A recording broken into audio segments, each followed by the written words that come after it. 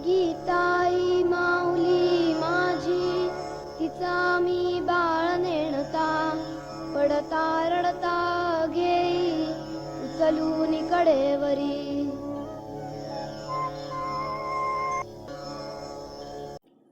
आप सभी को जय जगत. मेरा नाम शिरीष देशपांडे, वर्धा, महाराष्ट्र से.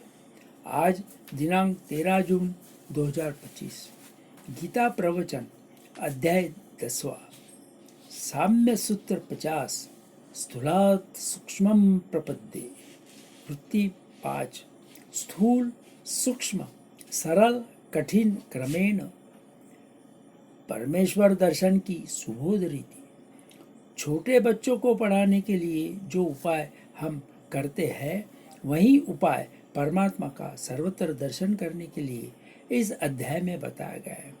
बच्चों को वर्णमाला 2 तरह से सिखाई जाती है.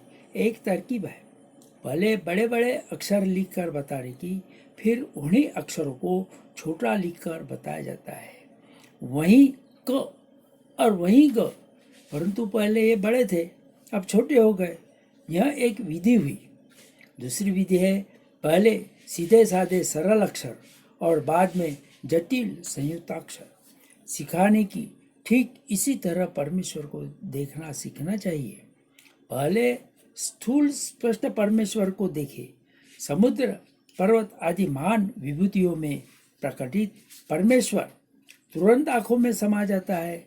यह स्थूल परमात्मा समझ में आ जाए तो एक जल बिंदु में, मिट्टी के एक कण में वही परमात्मा भरा हुआ है. यह भी आगे समझ में आ जाएगा. बड़े क और छोटे क में अंतर नहीं. जो स्थूल में वही सूक्ष्म में. यह एक पद्धति हुई. दूसरी पद्धति है, सीधे साधे सरल परमात्मा को पहले देखे, फिर उसके जटिल रूप को. जिस व्यक्ति में शुद्ध परमेश्वरीय आविर्भाव सहज रूप से प्रकट हुआ है, वह बहुत जल्दी ग्रहण कर लिया जा सकता है. जैसे राम में प्रकटित परमेश्वरीय आविर्भाव तुरंत मन पर अंकित हो जाता है. राम सरल अक्षर है, यह बिना झंझट का परमेश्वर है. परंतु रावण, यह संयुक्ताक्षर है, उसमें कुछ मिश्रण है. रावण की तपस्या कर्म शक्ति महान है, परंतु उसमें क्रूरता मिली हुई है. पहले राम रूपी सरल अक्षर को सीख लो, जिसमें दया है, वत्सलता है, प्रेम भाव है. ऐसा राम सरल परमेश्वर है, वह तुरंत पकड़ में आ जाएगा. रावण में रहने वाले परमेश्वर को समझने में जरा देर लगेगी.